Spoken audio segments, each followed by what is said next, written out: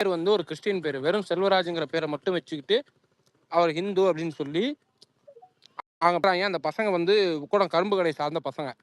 கரும்பு கடைனா இயல்பா இஸ்லாமியர்கள் நல்ல குவியலா வாழக்கூடிய பகுதி. அந்த இடத்துல இருந்து அதை வந்து அர்ஜுன் சம்பத் இன்னைக்கு இருக்காரு பாரு, அர்ஜுன் சம்பத்தை. அப்போ அவர் இந்து முனையில் இருக்கிறாரு. செல்வராஜுங்கிற இந்து காவலரை படுகொலை செய்துட்டாங்கன்னு கிளப்பி ஜிஹெச்ல வந்து போஸ்ட்மார்ட்டம் நடந்துட்டு இருக்கு. யாருக்கு? செல்வராஜுக்கு. அப்பவே இஸ்லாமிய தலைவர்கள் எல்லாம் பெரிய ஆட்கள்லாம் போய் அந்த பிரச்சனையை செட்டில் பண்றதுக்காக ஜிஹெச்ல அந்த குடும்பத்தோட பேச்சுவார்த்தை நடத்திட்டு இருக்காங்க. அந்த இடத்துல கொண்டுட்டு பேச்சுவார்த்தை நடத்த வரீங்களாடா சரக்குன்னு கும்பல்ல இருந்து புந்து படப்படான்னு வெட்டுறானுங்க. அங்கே ஒரு 6 பேரை போட்டு தள்ளிடுறாங்க. அதுல இருந்து அப்படியே கலவரமா டெவலப் ஆகுது. சம்சீர் அப்ப வந்து சென்ட்ரல்ல காங்கிரஸ் தானே இருந்துச்சு. சென்ட்ரல்ல காங்கிரஸ் தான் இருந்தது. ஐயா ஃபுல்லா சொல்லுங்க அந்த இது. அதான் சொல்றேன், அங்க இருந்து கலவரமா மாறுது. போலீஸ்காரனுக்கு என்ன பிரச்சனை, இந்த உக்கடம், ஆத்துப்பாலம், கரும்பு கடை பகுதியில் இருக்கவங்கள கண்ட்ரோல் பண்ண முடியல. அது வந்து எப்படி இருக்குன்னா தாராவி மாதிரி இருக்குன்னு வச்சுக்கோங்களேன். நீங்க எவ்வளவு பெரிய அதிகாரியா இருந்தாலும் அங்க உள்ள போனீங்கன்னா ஊர் ஒண்ணு கூடிடும். அதை வந்து டைலூட் பண்ணுங்கிறதுக்காக இந்த குரங்கு படையை கூட்டிட்டு கலவரத்தை கோயம்புத்தூர் முழுக்க போலீஸ் பாதுகாப்போட நடத்தினானுங்க. நீங்க அதுல எந்த அளவுக்கு ஆர்எஸ்எஸ் வந்து இஸ்லாமிய கடைகளை அடிச்சு உடைச்ச போது எப்படி நீங்க பாத்தீங்கன்னா சோஃபா கார்னர்னு ஒரு ஏரியா இருக்கு. உங்களுக்கு தெரியுமான்னு தெரியாது, பழைய கோயம்புத்தூர்காரங்களுக்கு தெரியும். அந்த சோஃபா கார்னர், அந்த கடை பேரே சோஃபா கார்னர். அதுல வந்து எந்த இஸ்லாமிய இந்து மத அடையாளம் கிடையாது. ஆனா அந்த ஓனர் இந்து முஸ்லீம்னு தெரிஞ்சு அந்த கடையை கொளுத்துனாங்க. அப்படியே ஒரு பெரிய ஒரு மத கலவரத்தை கோயம்புத்தூர்ல திட்டமிட்டு நடத்துவதற்கு காரணம் அந்தோணி செல்வராஜ். அவர் பேரு ஞாபகம் வந்துருச்சு. அந்தோணி செல்வராஜுங்கிறத அந்தோணி எடுத்துட்டு செல்வராஜுன்னு சொல்லி அந்த பணத்தை எடுத்துட்டு போய் ஊர்வலம் நடத்தி எப்படி சசிகுமார் படுகொலையெல்லாம் அதுல ஒரு 5% அதை முழுக்க நடத்தினாங்க. போலீஸ் என்ன பண்ணுச்சுன்னா கலவரத்தை கண்ட்ரோல் பண்ணாம அர்ஜுன் சம்பத்தை எல்லாம் பிரிவென்ஷன் ஆக்ட்ல கைது பண்ணாம கரும்பு கொடை, ஆத்துப்பாளையம், உக்கடம் உள்ள பூந்து அப்பாவி இஸ்லாமிய பசங்களை இளம் பசங்களை கூப்பிட்டு வந்து ஸ்டேஷன்ல வச்சு முத்துன்னு மொத்தி பல பேரை வந்து தூக்கி ரிமாண்ட் பண்ணி, நீங்க பாத்தீங்கன்னா 18 இஸ்லாமியர்களை 28 இஸ்லாமியர்கள் இறந்து போயிருப்பாங்க. கோவை கலவரத்தில் இறந்த சாட்சியங்கள் புக்ல ஒரு எக்ஸ் எம்எல்ஏ அப்துல் நாசர் அப்படிங்கிறவர் எழுதியிருக்காரு. அதே 28 இஸ்லாமியர்கள் 2 இந்துக்கள் தான் அதுல இறந்து போயிருப்பாங்க. ஆனா அந்த வழக்கில் கைது செய்யப்பட்டவர்கள் 80 விழுக்காடு இஸ்லாமிய இளைஞர்கள். நீங்க அதுல வந்து முகமது அனாஸ் அப்படிங்கிற ஒரு பையனை கைது பண்ணி கூட்டு போயிடுறாங்க. அவனுக்கு அப்பா கிடையாது, அம்மா மட்டும்தான். அவங்க அம்மாவுக்கு என்ன பண்றதுனே தெரியல. இப்போ உடனே என்ன பண்றாங்கன்னா, அப்போ வந்து கோயம்புத்தூருடைய மாவட்ட செயலாளர் முன்னாள் எம்பி PR நடராஜன் இருக்கார், மார்க்சிஸ்ட் கட்சி. அவர்கிட்ட வந்து இந்த மாதிரி அனாஸை கைது பண்ணிட்டாங்க, எங்களை காப்பாத்துக்கின போது அவர் நேரடியாக ஸ்டேஷன்ல போய் அவன் மீது வழக்கு பதிவு பண்றதுக்கு முன்னாடியே ஒரு விரைந்து செயல்பட்டு அனாஸோடு சேர்த்து ஒரு 18 இஸ்லாமிய இளைஞர்களை விடுதலை செஞ்சாரு. இதை வந்து ஒரு எழுத்தாளர் ஷம்சுதீன் ஹீரா அப்படிங்கிற ஒரு மௌனத்தின் சாட்சியங்கள் அப்படின்ற ஒரு புக்கு எழுதினாரு. அந்த மௌனத்தின் சாட்சியங்கள் புக்குக்கு இன்டர்வியூ எடுக்க போன இடத்துல அனாஸினுடைய குடும்பம் சொன்ன விஷயம் இந்த மாதிரி நிறைய நடந்திருக்கு. அந்த டைம்ல கோயம்புத்தூருடைய சோசியல் ஹார்மோனிக்காக செயல்பட்டது வந்து சிபிஎம்மும் மற்ற கட்சிகளும் தான். திமுக அதுல வந்து நியூட்ரல் ஃபேஸ் எடுத்துட்டு போயிட்டான்.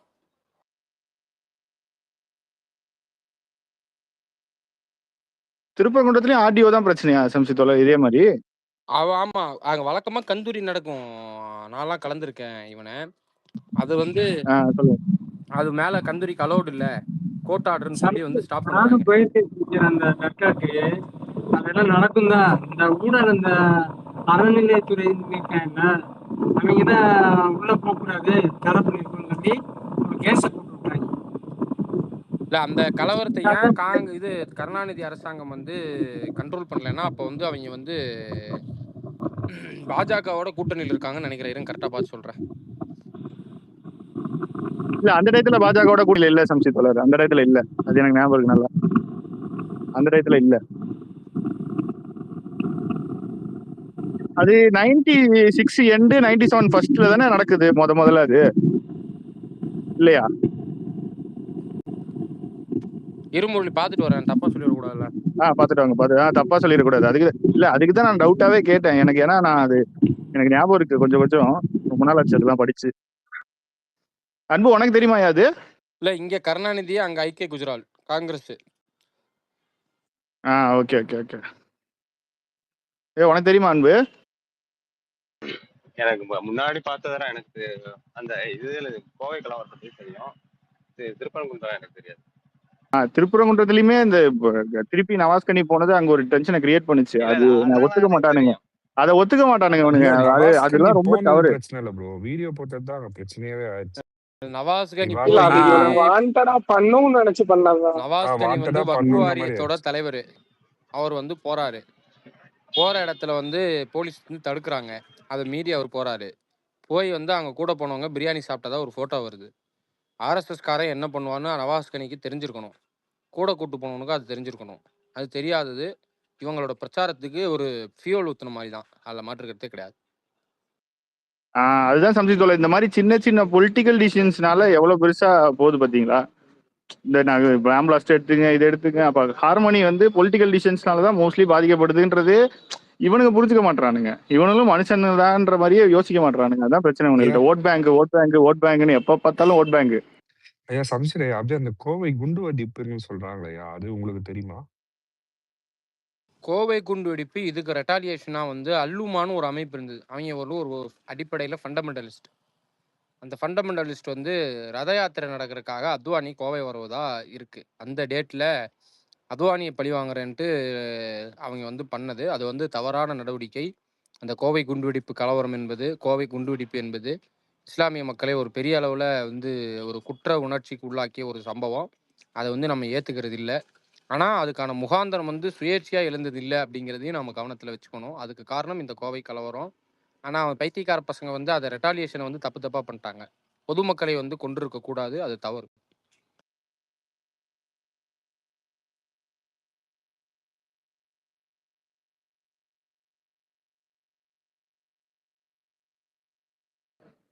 அதுக்குதான் சொன்னது. இந்த புரட்சி இதெல்லாம் பேசணும்ல, அப்ப ஒரு வார்த்தை வேற இஸ்ரா தோழர் சொன்னாரு புரட்சி பேசும்போது. அது என்ன வார்த்தை சம்சி தோழர்? Infantry disorder. ஆமா ஆமா, அந்த மாதிரி டிசார்டர் நிறைய அடிப்படைவாதிகளுக்கு வர்றதுதான் நிறைய சிக்கல்களை கொடுக்குது சமூகத்துல. அது எல்லா சைடும் இருக்கு. அதுதான் பிரச்சனை இங்க. அந்த அந்த அல்லுமாலாம் இந்த பழனி பாபா மாதிரி ஆட்களோட பேச்சை கேட்டு இப்போ இதானவங்க வந்து ஒரு மாபு வந்து ரொம்ப வந்து ரெபலா டெவலப் ஆச்சு. அது வந்து இன்னைக்கு தவறு அப்படின்னு உணர்றோம். அன்னைக்கு அதை வந்து கட்டுப்படுத்தவோ அதை புரிந்து கொள்ளவோ முடியாத அரசியல் புரிதல் தான் அன்னைக்கு அந்த சமூகத்திடம் இருந்தது. அது ஒட்டுமொத்த சமூகத்தின் திட்டமெல்லாம் கிடையாது. ஒரு சமூகத்துல இருந்து ஒரு கும்பலோட திட்டம், அவ்வளவுதான்.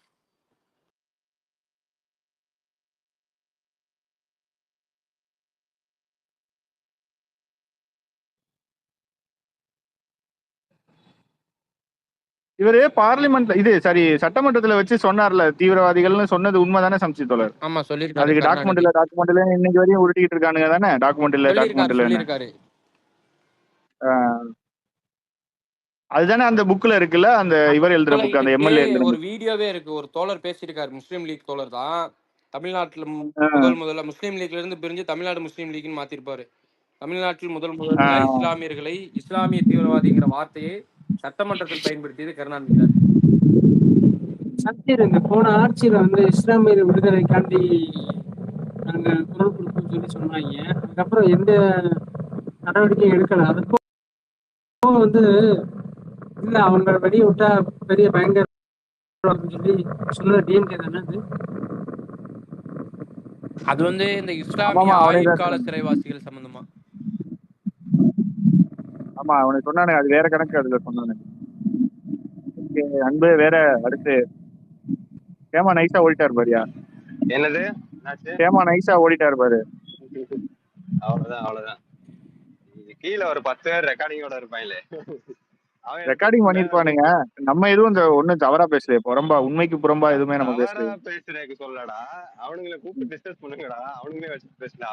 அவன் சொல்லுவான்ல, இப்ப சம்சிட் வேற குற்றத்தை எடுத்து போட்டிருக்காப்ல, டிஎம்கே தான் இங்க இருந்துச்சு, அப்ப கருணாநிதி தான் ஆட்சியில் இருந்தாரு. இல்ல, கருணாநிதி அந்த இதுக்கு வரல. ஆக்சுவலா ஹர்கிஷன் சிங் சுர்ஜித்தும் கருணாநிதியும் தலைமை தாங்கி அந்த பேரணியை நடத்தி அந்த பொதுக்கூட்டம் நடத்துறதா இருந்தது. கருணாநிதி கடைசி நேரத்துல கேன்சல் பண்ணிட்டாரு. அது வந்து நீங்க வந்து தீக்கதிலே இருக்கும். அது கருணாநிதி வந்திருக்க வேண்டும் அப்படிங்கிறது தான் அன்னைக்கு இது.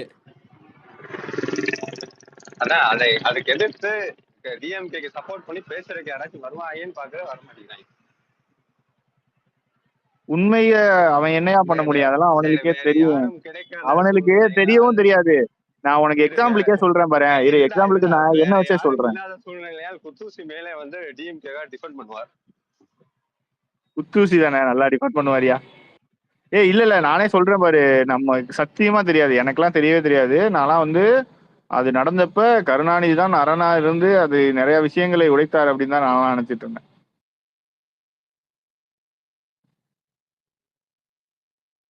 அதுக்கு ஒரு கதை சொல்லுவானுங்க திமுகல, அதை நான் மறந்துட்டேன். காமன் மினிமம் ப்ரோக்ராம் மாதிரி இதுக்கு ஒரு விஷயம் கதை சொல்லுவானுங்க. ஐயா அந்த கோயம்புத்தூர் அதாவது கலவரம் நடந்தது. மிஸ் ஆகி இவங்க தான் காரணம், யூஏபிஏக்கு இவங்க தான் காரணம், யூஏபிஏவை என்ஐயோட இன்டகிரேட் பண்ணதுக்கு இவங்க தான் காரணம். இப்படியெல்லாம் வந்து இதெல்லாம் வந்து அன்னைக்கு வந்து யூஏபிஏவை என்ஐயோட இன்டகிரேட் பண்ணும்போது கம்யூனிஸ்ட் பார்ட்டி தெளிவாக சொல்லுச்சு, இது வந்து தேசிய பாதுகாப்புக்காக கொண்டு வரப்பட்ட சட்டம் கிடையாது, இது அப்பாவி மக்களை பாஜகவுக்கு எதிராக பேசக்கூடிய அறிவுஜீவிகளையும் சிறுபான்மை மக்களையும் சிறைப்படுத்துவதற்கான திட்டம் அப்படின்னு நாங்கள் அன்னைக்கு சொன்னோம். அன்னைக்கெல்லாம் இவங்களோட சிறுபான்மை பாசம் வந்து ஒரு நாள் லீவ் எடுத்துக்கிட்டு அதுக்கு ஆதரிச்சானு கேட்டால் தேசிய பாதுகாப்பு முக்கியம்னாங்க. அது மாநில உரிமையும் அது வந்து சீர்குலைக்கக்கூடியது தான் யூஏபிஏவை என்ஐயோட இணைக்கிறதுங்கிறது. ஏன்னா என்ஐஏ நினைச்சா எங்கே வேணாலும் ரைடு பண்ணலாம், ஒரு மாநில முதல்வர்கிட்ட பர்மிஷன் கேட்க வேண்டான்றது. அதாவது வெறும் பொலிட்டிக்கலாக தான் மைனாரிட்டிஸுக்கு நாங்கள் வந்து மைனாரிட்டிஸுக்குன்னு சொல்லி அப்துல்லா மாதிரி ஆட்களை உட்கார வச்சு பேசுவாங்க. ஆனால் இஸ்லாமியர்களை வேட்டையாடுவதற்காக இந்த அரசு செய்த எல்லா சூழ்ச்சிகளிலும், காங்கிரஸ் பாஜக செய்த எல்லா சூழ்ச்சிகளிலும் ஒரு ஒரு மெயின் பார்ட்னர் வந்து டிஎம்கே தான். ஏடிஎம்கேவோட இவனுக்கு தான் நிறைய பங்கு இருக்கு. ஏடிஎம்கே மோஸ்ட்லி இந்த மாதிரி விஷயங்கள் எல்லாம் அதனாலதான் பார்லிமெண்ட் போறதுக்கே பயப்படல. ஏடிஎம்கேக்கு அரசியல் அறிவே இல்லாத ஆட்களுங்க. அவங்களுக்கு தெரிஞ்ச ஒரே அரசியல் திமுக எதிர்ப்பு தானுங்க. இவனுக்கு தானே சோசியல் ஜஸ்டிஸ், அண்ணா வெளியில் அயராது உழைப்போம், கலைஞர் வெளியில் கடுமையா உழைப்போம் அப்படின்ட்டு இருக்கானுங்க. ஏடிஎம்கேயோட ஒரே கொள்கை கருணாநிதியே வைகிறது மட்டும்தான், வேற எதுவுமே கிடையாது. இல்ல ஏடிஎம்கே மோஸ்ட்லி பார்லிமெண்ட் போறதுக்கே யோசிப்பாங்கல்ல எம்ஜிஆர் இருக்கும்போது. இல்ல சம்சீர் கரெக்டா? அதான் நமக்கு தெரியாது. ஏடிஎம்கே எனக்கு தெரிஞ்ச அன்வர் ராஜா தான் ஞாபகத்துக்கு வராரு. முத்தலாக் சட்டத்துல வந்து மூக்கு சிந்தி பேசுவாரு, கடைசியில ஆதரிச்சு ஓட்டு போட்டுருவாப்புல, அவ்வளவுதான் அவனுங்க. ஆமா ஆமா, எனக்கு தெரிஞ்சு அவனுக்கு கொஞ்சம் யோசிப்பானுங்க. அங்க போறதுக்கே இவனுக்கு ஏதோ அலர்ஜி மாதிரி இருக்கும் ஏடிஎம்கே காரங்களுக்கு. எனக்கு தெரிஞ்சு அவங்க தைரியமா போனது 2014 அப்பதான் அந்த அம்மா கொடுத்த தைரியத்துல தான் போனானுங்க. இல்லைன்னா அவனுக்கு எம்பியா போறதுக்கே கொஞ்சம் யோசிப்பானுங்க அதிமுக காரனுங்க. அதுலயே ஒரே ஒருத்தரை மட்டும் தான் அனுப்புவாங்க, அதுவும் தம்பி துறை மட்டும் தான் அனுப்புவாங்க, வேற யாருமே அனுப்ப மாட்டாங்க. ஆமா ஐயோ கரெக்டியா, எம்பி பேசினா எனக்கும் அதிமுகனா அன்வர் ராஜாவை தாண்டி தம்பிதுரை தான் ஞாபகம் இருப்பாரு. ஏன் இன்னைக்கு காக்ரோச் ஜனதா பார்ட்டி செம கிரௌடு பாத்தீங்களா? பார்த்தோம். அவரு ஜெய்பீம்ல வந்திருக்காரு, பார்த்தோம். அவர் கூட நிக்கிற ஒரு அக்கா தெரியுறாங்களா, கண்ணாடி போட்டு? அவங்க தான் எஸ்எஃப்ஐயோட all India vice president Aishe Ghosh. Oh, அவங்க கலந்துக்கிட்டீங்களா நீங்க ஃபுல்லாவே? ஆமா, we are the partner of cockroach Janata March. Okay அதான் பிஜேபியோடதுன்றானுங்க, நீங்க போய் கலந்துக்கிட்டீங்க சம்சி தோழர். அப்ப நீங்களும் இணைய போறீங்களா பிஜேபியோட? சொல்றேன் 1000 சொல்லுவான். பிஜேபி காரனே பிஜேபி போராடுறத வரவேற்போமா? நீங்க நான் வேணா அதுக்கு வேணா லாஜிக்கா சொல்றேன் பாருங்க. இந்த கட்சியோட பேரு காக்ரோச் ஜனதா. சேமா இருடா, நேத்து வந்த காக்ரோச் எவனே தெரியாது, அவங்களோட போய் கூட்டணிக்கு போவாங்கண்ணா. இங்கேயே இருக்க 30 வருஷம் இருக்க அணிலுங்க கூட கூட்டணிக்கு வாங்கன்னா. அது வந்து தேர்தல் கூட்டணி கிடையாது, போராட்ட கூட்டணி. நீங்களும் வேணா தாவேக்கா வேணா நீங்க ஒரு போராட்டம் அறிவிங்க, நான் எஸ்எஃப்ஐக்கு ஆதரவு கொடுக்குறேன். மாநில செயலாளரா கூட்டணியே வேண்டாம், நீங்க தனி நாங்க தனி. சேமா ஒரு தாவேக்கா மாணவர் அணி. ஓ, நான் 2 வார்த்தை தான் பேசல. சரி பேசு. எங்க அவ்வளவு அதுக்கப்புறம் பேசுறது என்ன? இல்ல நீ சொல்லுங்க, ஆதாரத்தோட நிரூபிக்கிறேன் நீங்களே சேமா. ஆதாரத்தோட நிரூபிக்க சேமா. அது ஏன் வந்து பிஜேபி ஐயோ போயிட்டாரியா? ஐயோ ஏன் டென்ஷன் ஏத்தி சேமா அனுப்புறீங்க கீழே?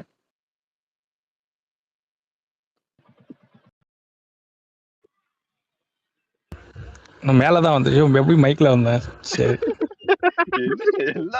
வெளில போயிட்டு வந்தா மேல மைக்ல வந்து என்னடா அங்க ஒரே சத்தமா இருக்கு, பேசிக்கிட்டு இருக்கேன் மாமா. இல்ல ஊப்பிங்க தான் வந்து பயப்படுங்க, நீங்க ஏன் பயப்படுறீங்க? இல்ல மைக்ல வந்தது தெரியல தோழர். திடீர்னு மைக்ல இருக்கு, லிசனரா இருந்தேன். சரி பேசிட்டு நல்ல டாபிக் பேசிட்டு இருந்தாரு. எனக்கு ஒரே ஒரு டவுட், நான் கேட்கவா சம்ஸ்டி தோழர்? கேளுங்க தோழர். எனக்கு இந்த பொது சிவில் சட்டத்தை பத்தி கொஞ்சம் மேலோட்டமா கொஞ்சம் சொல்ல முடியுமா டீட்டெயிலா? அதாவது இந்தியா விடுதலை அடைஞ்ச போது இந்த சிவில் சட்டங்களை பொறுத்த வரைக்கும் ஒவ்வொருத்தங்க ஒரு ப்ராக்டிக்ஸ்ல ஆல்ரெடி இருந்தாங்க பிரிட்டிஷ் டைம்லயே.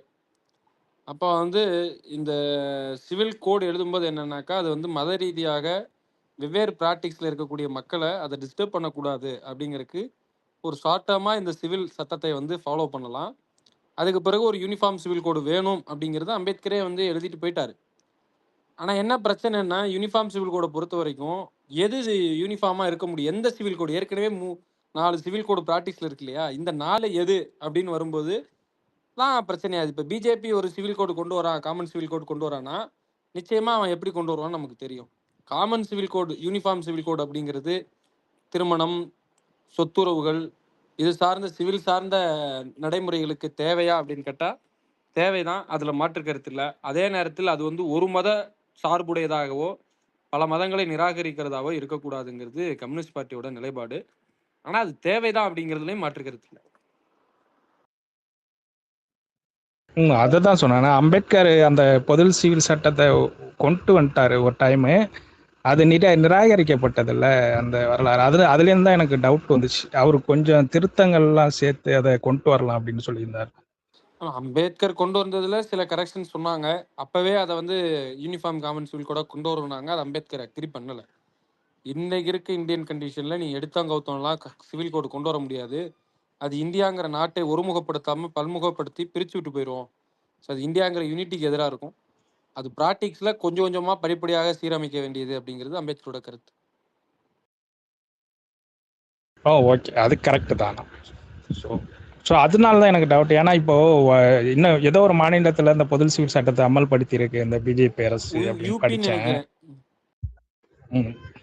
யூபியோ அப்புறம் இது வடகிழக்கு ஏதோ ஒரு மாநிலத்தில் அமல்படுத்திருக்குன்னு நினைக்கிறேன் திரும்ப.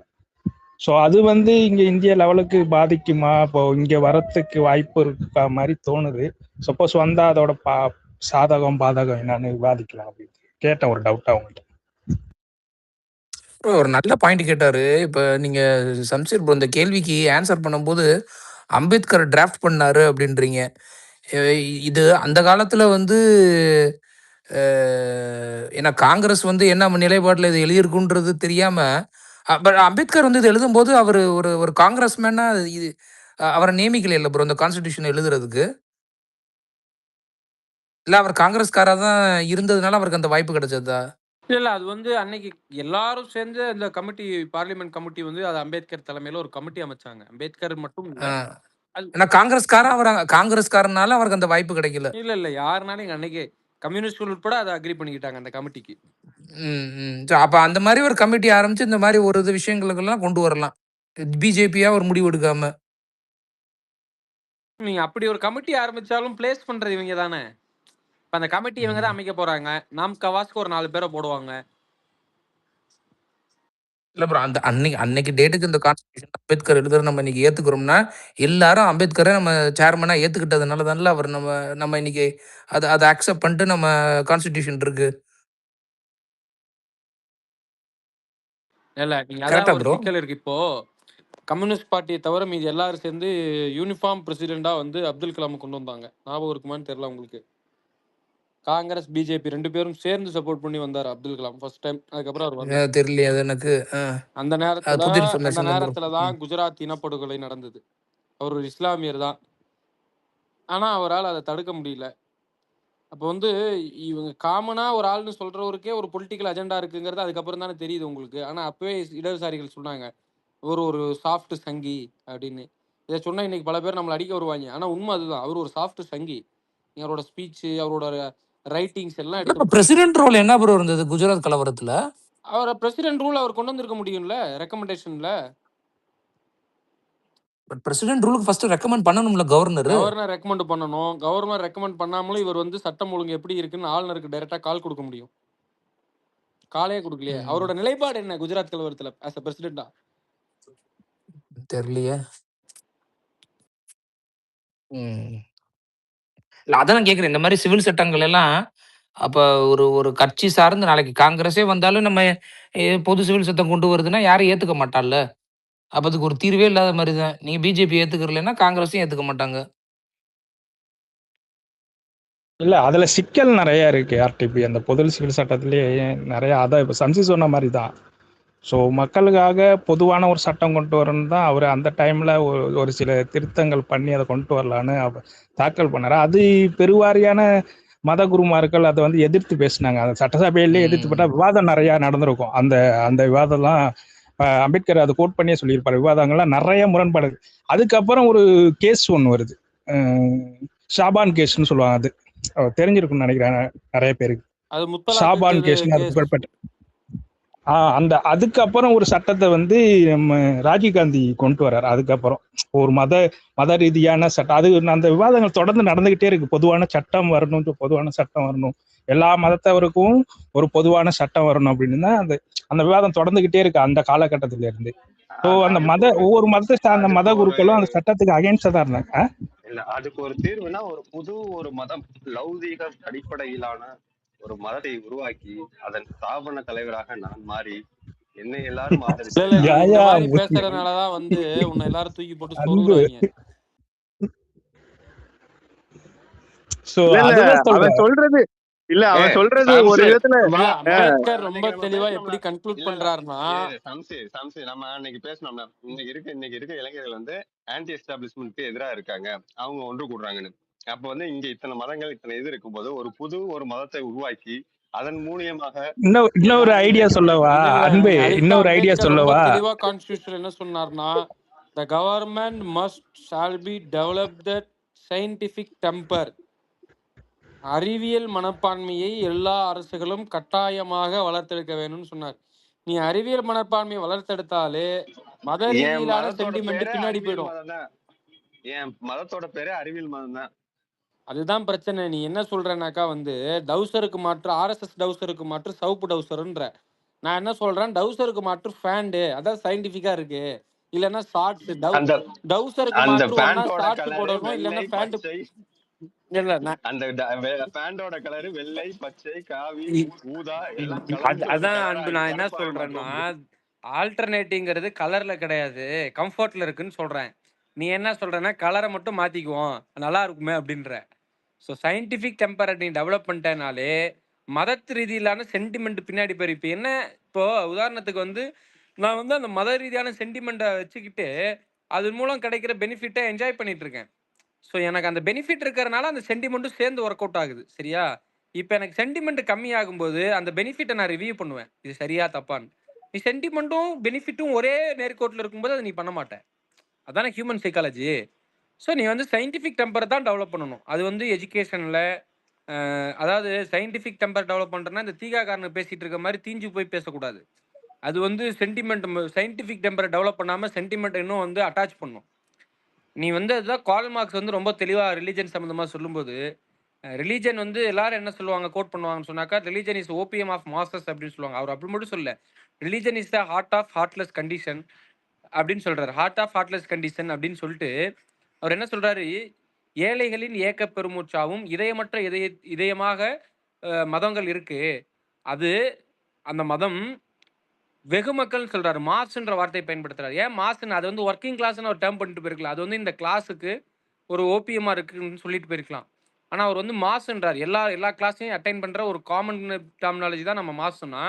அந்த மாசுக்கு ஏன் வந்து அது போதையா இருக்குன்னா, அதுவுமே அவர் வந்து ஓபிஎம்ன்ற வார்த்தையை பயன்படுத்துறாரு. ஏன் ஓபிஎம்ங்கிற பயன்படுத்துறாருன்னு சொன்னா, ஓபிஎம் வந்து அந்த காலத்துல 2 விதமான விஷயத்துக்கு பயன்படுத்தப்பட்டது. ஒன்று போதையாகவும், இன்னொன்று வந்து லோக்கல் அனஸ்தீசியாவாகும். யாரெல்லாம் வந்து ஒரு அனஸ்தீசியா ஷார்ட் எடுத்துக்க முடியாதோ அவங்களுக்கு வந்து ஓபிஎம் கொடுத்து லோக்கலா சர்ஜரி பண்றதுக்கு லோக்கல் அனஸ்தீசியாவோ ஓபிஎம் இருந்தது. அப்போ ஒடுக்கப்பட்ட வர்க்கத்தில் தொழிலாளிகளாக சுரண்டப்படுற மக்களுக்கு வலி நிவாரணியாகவும் ஓபிஎம், வலி நிவாரணி அனஸ்தீசியாவும் இருக்கு மதம். மதத்துல என்ஜாய் பண்ணிக்கக்கூடிய பெரும் முதலாளிகள் பணக்காரர்களுக்கு மதம் வந்து ஒரு போதைப் பொருளாகவும் இருக்குன்றாரு. ஓபிஎம் மாசஸ்ங்கிறதுல 2 அர்த்தம் இருக்கு.